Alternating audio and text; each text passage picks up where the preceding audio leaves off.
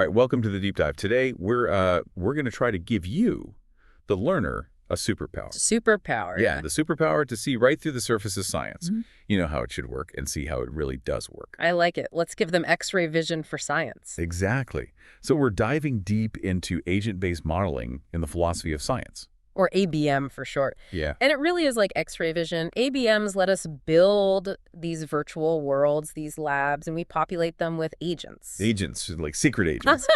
Not quite. Think more like scientists, labs, even entire institutions. But the cool thing is each one follows its own set of rules, making decisions, interacting with other agents nearby. And from all that little stuff, we see these big patterns emerge.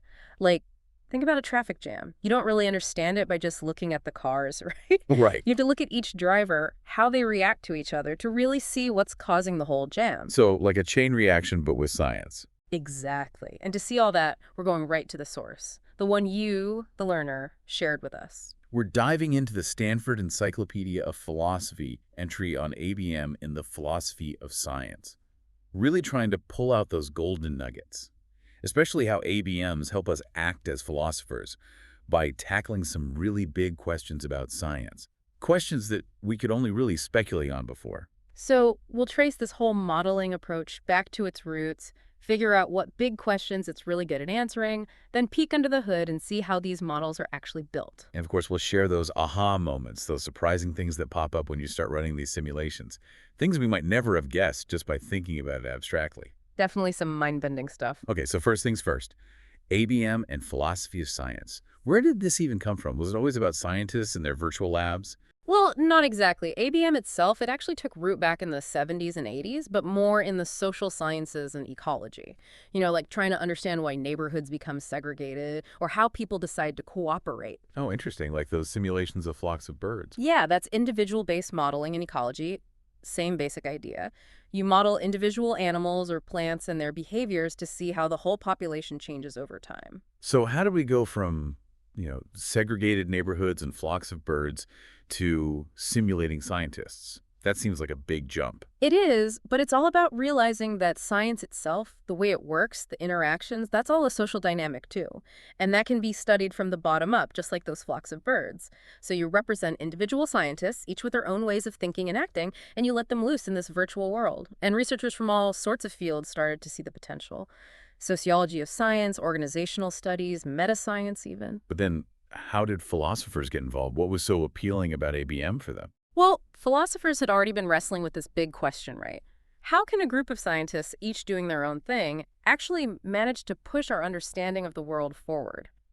Like Philip Kitcher, he was all about how well-designed social systems could lead to scientific progress. He even made these abstract models, kind of like what economists do, to see how individual motivations and the goals of the whole community could work together or clash. Those early models, what were they trying to figure out exactly? It was all about incentives, really. Like, how does a scientist's desire for recognition or a promotion affect how they do science? Does it help or hurt the search for truth? Goldman and Shake, they had models exploring that, and Kitcher, he had one about how scientific work gets divided up. He found that even if scientists are just chasing fame, they might still end up covering a pretty good range of research topics, almost like an invisible hand guiding them towards a good outcome, even if they weren't specifically aiming for it. So it's not always a bad thing if scientists are ambitious. Sometimes it can actually work out well for science as a whole, even by accident. That's the idea. But these models, they were really abstract. Then came computers, and that's where things started to get really interesting for philosophy. Computers, you mean like simulating those abstract models but making them more alive? Exactly. People started using computers to model how rational agents make decisions, like in game theory, or how we choose between different scientific theories, or how opinions spread through a group.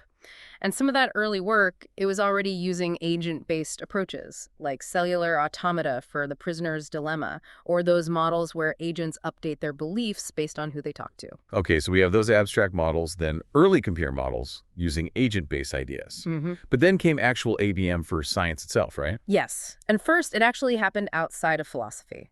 Like Nigel Gilbert, a sociologist, he built this model that tried to reproduce real-world data about science. Things like how many papers are published, how often they're cited. But those sociological models, they were more focused on matching data, while the philosophers, they were after something different. More like those thought experiments you mentioned. Exactly. Philosophers like Zolman, Weisberg, Grimm, they started building ABMs that were very idealized. They wanted to understand how the quirks of individual scientists, their thinking, their decisions, their connections, how all that led to big community-level changes in knowledge. But these models could handle a lot more complexity than those old abstract ones. They could simulate a whole bunch of scientists, each with their own beliefs, methods, social ties, goals, the whole nine yards. And they could see how all that interacted and changed over time, all through those little local interactions between agents. So it's like they built a tiny universe of science, let it run, and then tried to figure out the laws of physics governing that universe. That's a great way to put it. And this is what's so powerful about ABM. You can actually see how those big social patterns in science emerge from the bottom up just by simulating the actions of a bunch of little individual scientists. It's like the saying, if you didn't grow it, you didn't explain its emergence. It's not enough to just describe the patterns. You have to show how they actually come to be. Okay, so we've traced the origins of ABM in the philosophy of science. Now let's get to the meat of it.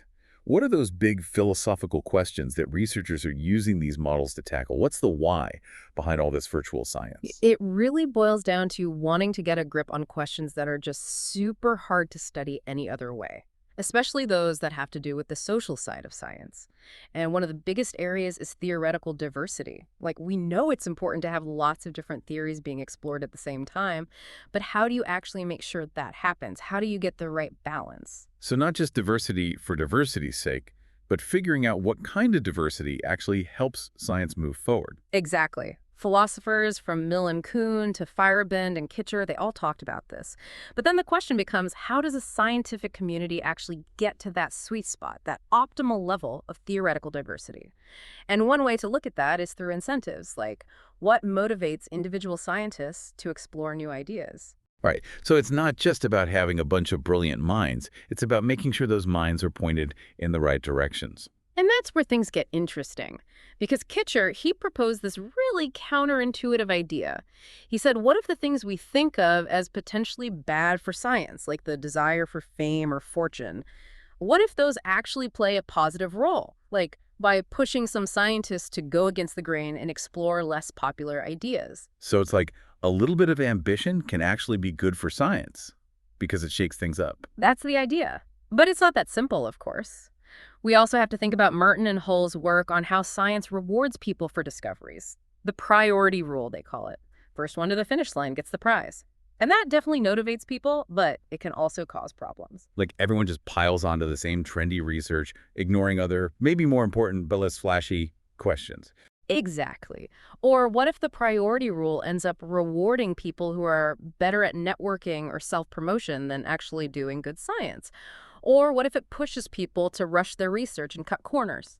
That's where ABMs come in. We can build models that have different incentive structures, different ways of rewarding scientists, and then we can run those models and see what happens.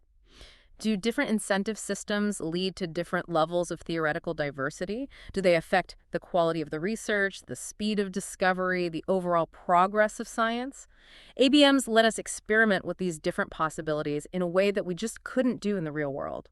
It's like those city building games where you tweak the rules and see how the city develops differently. Except here, we're building a city of science. That's a great analogy. And it helps us act as philosophers by testing out our assumptions about what kinds of reward systems might actually be best for the scientific community. Okay, so that's incentives.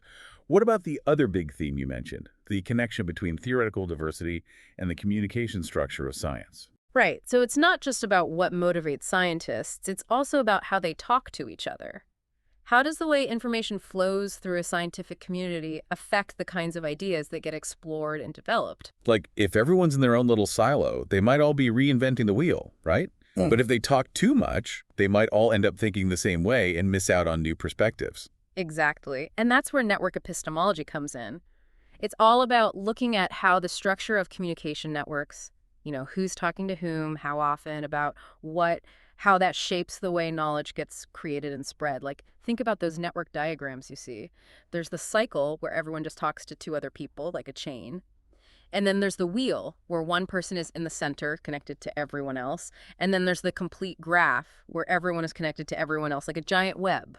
So it's like the difference between a game of telephone, where the message gets distorted as it goes around, and a giant brainstorming session, where everyone's throwing out ideas all at once. That's a great way to think about it. And each of those structures has different strengths and weaknesses when it comes to scientific inquiry. Like, in a cycle, information might travel slowly, but it also might be less likely to get completely distorted along the way. Whereas in a complete graph, everyone's in the loop, but it might be hard to filter out the good ideas from the bad ones. And this all ties back to that explore-exploit trade-off we were talking about. The explore-exploit thing. Remind me, how do they fit into all this?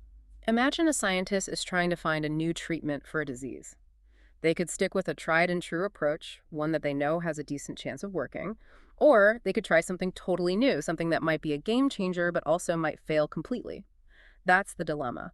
And the structure of their communication network can really influence how they make that decision. So if a scientist stumbles onto a really promising idea, but only shares it with a few close colleagues, it might never get the attention it deserves. But if everyone jumps on a trendy idea without really scrutinizing it, the whole field might go down a rabbit hole. Exactly. And that's what makes ABM so powerful. We can simulate these different network structures and then see how they affect the way scientists make those explore-exploit decisions. We can see if certain network structures lead to more diversity of thought or more rapid progress or maybe more dead ends. And it's not just about idealized scientists who are purely motivated by the pursuit of truth. We can also add in more realistic factors like industrial influence, biases, or even deliberate attempts to spread misinformation. This lets us study how those things can distort communication patterns and ultimately affect the quality of the science that gets done. It sounds like ABMs are giving us a whole new way to think about the social fabric of science, about how the structure of our interactions really shapes what we know and how we know it. It really is a new way of seeing things, and network epistemology is such a rich area. There's so much more to explore. People are using ABMs to study collaboration, polarization, conformity, the impact of demographic diversity, even how scientific arguments get made and debated. It's really amazing what you can learn when you start looking at science through this network lens. Okay, so we've talked about incentives and communication networks. Let's move on to another key concept, cognitive diversity. Now, what's the philosophical angle here, and how do ABMs help us understand it? This gets into the nitty-gritty of how individual scientists think, their background, their beliefs, their styles of reasoning, all that. Philosophers like Kuhn and Hall, they already touched on this. The idea that different scientists might have different propensities for doing science, like some might be risk takers, eager to try out radical new ideas, while others might be more cautious and methodical. So how does that play out in the big picture of science? Does having a mix of those different cognitive styles help or hurt the process? That's the million-dollar question. And that's where ABMs are so helpful. We can create different populations of virtual scientists, each with their own mix of cognitive traits. Maybe some are more likely to explore new ideas, while others are better at refining existing ones. And then we can see how that affects the overall success of their scientific community. Do they make more discoveries? Are they more efficient? Do they get stuck in dead ends less often? It's like we're doing controlled experiments on the evolution of scientific thought. That's a really cool way to think about it. Like, we're trying to figure out the optimal cognitive ecosystem for scientific progress. Exactly. And it helps us as philosophers to think more deeply about the nature of scientific reasoning itself. Like, is there one best way to think about science? Or is it better to have a diversity of approaches? What are the trade-offs? ABMs allow us to ask these questions in a really rigorous and systematic way. Okay, so that's cognitive diversity. What about social diversity? I know that's been a big focus in feminist epistemology and other areas. How do ABMs contribute to that discussion? Social diversity, it's about those differences that aren't directly related to how we think about science, like gender, race, socioeconomic background, things like that. And feminist epistemologists have argued that having that kind of diversity in science is not just about fairness, it's about getting better science. Like, having more diverse perspectives at the table can help us see things we might have missed otherwise. Exactly. It's about challenging biases, revealing hidden assumptions, and ultimately getting a more complete and accurate picture of the world. Longino, for example, she's made this point very powerfully. And beyond that, there's this whole body of research in social psychology and organizational science that suggests that diverse groups just work better. They're less likely to fall into groupthink, they're more creative, they're more adaptable. So diversity isn't just a nice to have, it's a must have if we want to do good science. That's the argument. And ABMs give us a way to test it. We can build models that have different levels of social diversity and then see how that affects their scientific output. Do more diverse groups make more discoveries? Are they less likely to get stuck on wrong ideas? Do they handle complex problems better? These are all questions we can investigate with ABMs. And beyond that, we can also use ABMs to study the factors that might actually hinder social diversity in science. Like, are there certain collaboration patterns or institutional structures that make it harder for people from underrepresented groups to participate and thrive? If so, what can we do about it? So it's about both understanding the benefits of diversity and identifying the barriers that prevent us from achieving it. Precisely. It's about using ABMs to create a more equitable and just scientific community, one that can fully leverage the talents and perspectives of everyone who wants to contribute to our understanding of the world. Now, the next topic is peer disagreement in science. I mean, scientists disagree all the time, right? What makes that a philosophical question worth studying with ABMs? While disagreement is often seen as a good thing in science, like it pushes us to refine our ideas and think more critically, it can also be a real problem if it's not handled well. Imagine a young scientist who has a brilliant new idea but gets shot down by their senior colleagues because it doesn't fit with the established dogma. Or imagine two groups of scientists who get so caught up in arguing with each other that they never actually make any progress on the underlying research problem. That's what we want to avoid. So it's not just about having disagreements, it's about having productive disagreements. Exactly. And that brings us to this big question in social epistemology. How should scientists respond to disagreements with their peers? When is it okay to stick to your guns? When should you be more willing to revise your beliefs?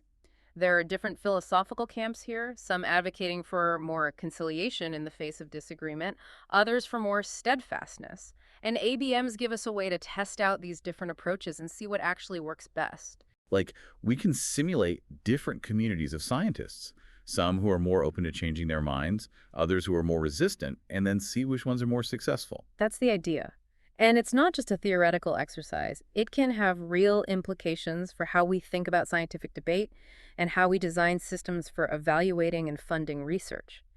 If we want to create a scientific community that's both rigorous and open to new ideas, we need to understand how different approaches to disagreement can shape the overall landscape of scientific inquiry. That's a really interesting perspective. Now, what about scientific polarization? That seems to be a huge issue these days, not just in science, but in society as a whole. It is a big one, and it's becoming increasingly important to understand how and why it happens. We see it when different groups of scientists get entrenched in opposing views, even when they seem to be looking at the same evidence. And this isn't just about scientists being biased or stubborn. There are often deeper social and cognitive mechanisms at play. So even well-intentioned, rational scientists can end up in these polarized camps. That's what the models suggest. And ABMs allow us to explore those mechanisms in a really systematic way. We can look at how factors like communication patterns, trust dynamics, and even differences in the way people interpret evidence can lead to the emergence of these polarized groups. And we can also test out different interventions to see if there are ways to break down those barriers and foster more productive dialogue between opposing camps. So it's not just about describing the problem of polarization, it's about finding ways to overcome it. Exactly. And that's why this research is so important, especially in today's world. If we want to address the big challenges facing humanity, from climate change to pandemics to social inequality, we need a scientific community that can work together effectively and find common ground even when there are disagreements. ABMs give us a powerful tool for understanding how to achieve that. Okay, last but not least, let's talk about scientific collaboration. It seems like everyone's collaborating these days. What are the philosophical questions around this, and how do ABMs help us think about them? Collaboration is definitely on the rise in science. And it makes sense. Science is getting more complex, problems are getting harder, and it often takes a team of people with different expertise to make real progress. But collaboration also raises a bunch of philosophical questions, like, when is it truly beneficial to collaborate? What are the potential downsides? How do we ensure that collaborations are fair and equitable? What kinds of knowledge or understanding emerge from collaborative work? And what are the implications for individual versus collective responsibility? Those are big questions. So how do ABMs help us grapple with them? We can use ABMs to simulate different types of collaborations and see how they play out. We can look at things like the size of the group, the distribution of expertise, the communication patterns, and the reward structures. And we can see how those factors affect the overall success of the collaboration, the quality of the research, the distribution of credit, and even the dynamics of power and influence within the group. So we're not just assuming that collaboration is good. We're actually testing it out to see what works and what doesn't. Exactly. And it's not just about idealized scenarios. We can also build models that incorporate things like biases, conflicts of interest, and power differentials to see how those things might affect the outcomes of collaborations. This helps us to understand the real-world challenges of collaborative science and to develop strategies for making collaborations more productive, equitable, and beneficial for everyone involved. It's really fascinating how ABMs are being used to shed light on such a wide range of social and epistemological issues in science. It's like they're giving us a whole new set of lenses to view the scientific enterprise. It's like that old saying, if all you have is a hammer, everything looks like a nail. ABMs are giving us a whole new toolbox, a new way of thinking about the social dynamics of science, and that's leading to some really surprising and valuable insights. Okay, so we've covered a lot of ground here. We've talked about the origins of ABMs and philosophy of science, the big questions they're used to explore, and some of the key findings that have emerged from this research. But now I want to get to the heart of the matter. How seriously should we take the results of these models? I mean, these are just simulations, right? They're not the real world. What can they really tell us about how science actually works? That's the million-dollar question. And it gets to the epistemology of ABMs, which is a whole area of debate in itself. How do we know if these models are telling us something true about the world? Like, are they just fun toys for philosophers, or can they actually give us real, reliable knowledge about science? Well, it depends on the kind of knowledge we're looking for. First, it's important to remember that most ADMs in philosophy of science are what we call theoretical abstractions. They're deliberately simplified and idealized. So they're not trying to perfectly mimic the real world. They're more like those thought experiments we talked about earlier. Exactly. They're about exploring possibilities, testing out different assumptions, and seeing what happens. And for that kind of exploratory work, rigorous empirical validation might not always be necessary. The models can be justified based on the plausibility of their assumptions, their ability to generate novel hypotheses, and maybe even their connection to historical examples. So they're more about showing us how things could work rather than proving how they do work. Precisely. Some philosophers, like Mayo Wilson and Zolman, in its ability to illuminate the logical structure of a problem or to reveal hidden mechanisms that might be operating in the real world. It's like they're providing a kind of proof of concept, showing that a particular outcome is at least possible given certain assumptions. So they're like a map, not a photograph. They show us the potential pathways, Right. but they don't tell us exactly which path is being taken in the real world. That's a great way to put it. And that's why they're so useful for exploring complex social phenomena like science, because the real world is just too messy and complicated to study directly in all its detail. We need these simplified models to help us make sense of it. But what about when we want to use ABMs to make claims about the real world, like to explain why something happened or to predict what might happen in the future? Then the need for validation becomes much more important. If you're trying to use an ABM to explain an empirical phenomenon, to test a specific hypothesis, or to inform policy decisions, then you need to be able to show that your model is actually capturing something real about the world.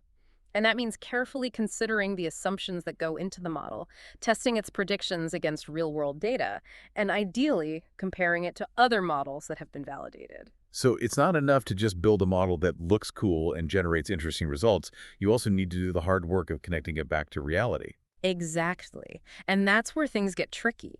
Because the more you try to make a model realistic, the more complex it becomes, and the harder it is to understand what's driving the results. So there's always this tension between simplicity and realism in ABMs. It sounds like a real balancing act.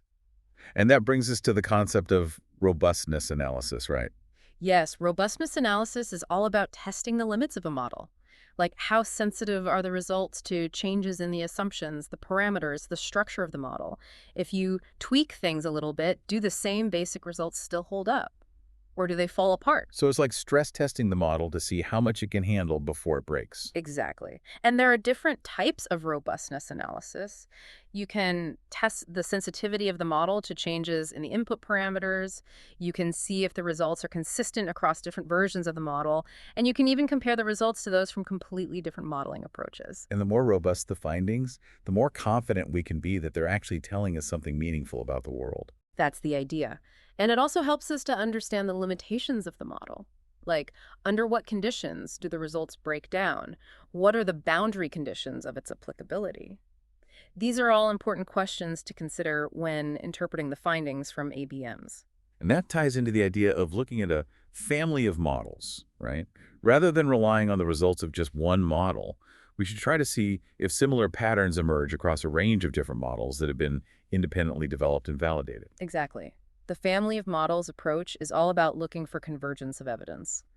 If we see the same basic patterns emerging across different models, different assumptions, different data sets, then that gives us more confidence that we're onto something real. It's like getting multiple independent confirmations of the same phenomenon. So it's about using the power of triangulation to strengthen our claims and to build a more robust understanding of the social dynamics of science.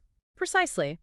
And that's really the goal of all this modeling work, to use these tools to help us see the world in new ways, to ask new questions, and to generate new insights into the complex interplay of individual actions, social structures, and the pursuit of knowledge. Well, this has been an incredibly thought-provoking exploration of ABMs in philosophy of science. For our listeners, the learners, what are the key takeaways they should keep in mind? The main takeaway is that ABMs are a powerful new tool for understanding the social side of science. They allow us to build virtual worlds, populate them with agents, and then see how those agents interact and create large-scale patterns. And while these models are often idealized, they can help us to generate hypotheses, test out different assumptions, and explore the logical consequences of different social structures and individual behaviors. So it's like we're building a virtual laboratory for studying the social dynamics of science.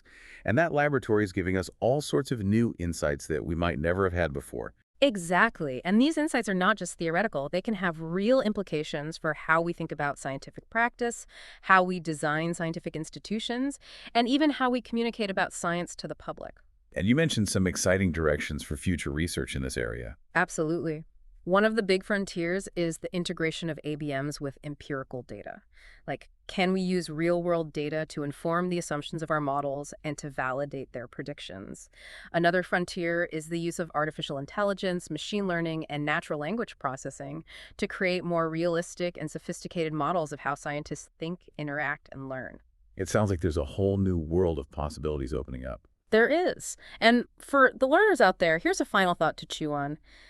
How does this ability to grow scientific communities in a computer change the way we do philosophy of science? Does it give us a new way to think about the nature of knowledge creation, about the relationship between individual and collective inquiry, about the very foundations of scientific progress? I think it does. And I'm excited to see where this line of research takes us in the years to come. Well, on that note, thanks for joining us on The Deep Dive. We'll see you next time for another deep dive into the world of ideas. Until then, keep exploring.